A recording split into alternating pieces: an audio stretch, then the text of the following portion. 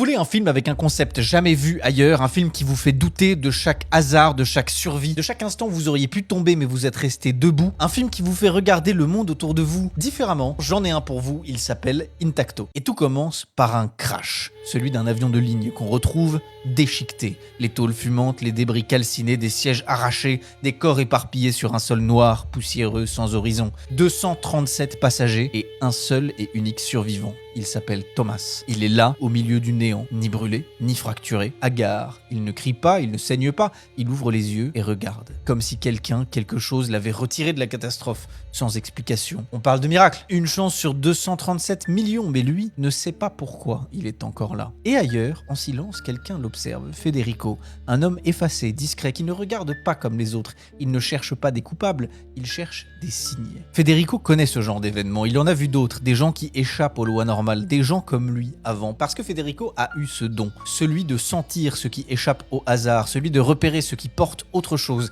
Et pendant longtemps, il a mis ce don au service d'un homme, Sam, un survivant de l'indicible, un vieillard à la silhouette calme, à la voix presque absente. Il a vécu ce que personne ne devrait vivre et il est resté vivant. Depuis, il n'a plus jamais perdu. Sam dirige un casino perdu au cœur d'un désert stérile, un lieu sans fenêtre, sans horloge, un sas hors du temps. On y joue de l'argent, oui, mais c'est un filtre. Un piège, un moyen de repérer ceux qui ne devraient pas gagner mais qui gagnent quand même. Des hommes et des femmes qui accumulent des victoires improbables, sans raison, sans logique, et Sam les observe, les étudie, les teste. Parfois même, il les affronte. Federico, lui, a voulu quitter ce monde. Trop de risques, trop de règles, trop de choses qu'on ne contrôle plus. Mais on ne quitte pas ce jeu. Sam lui a posé une main sur la nuque et en un instant, Federico a tout perdu. Plus de lien, plus d'instinct. Juste un vide. Un exilé du royaume. Depuis, Federico attend un nouveau joueur, quelqu'un d'assez pur, d'assez improbable pour revenir là-bas pour défier Sam et peut-être le battre. Et aujourd'hui, il croit avoir trouvé Thomas, un homme seul, rescapé d'un cataclysme, pas chanceux, pas protégé, autre. Federico va l'approcher, l'observer, le guider, et Thomas, sans le savoir, va être entraîné dans un monde parallèle. Un monde fait de signes, de silence, de rituels, de jeux clandestins, de défis absurdes, des épreuves où le hasard devient mortel, des cercles fermés où l'on ne parle jamais de ce qui est en jeu,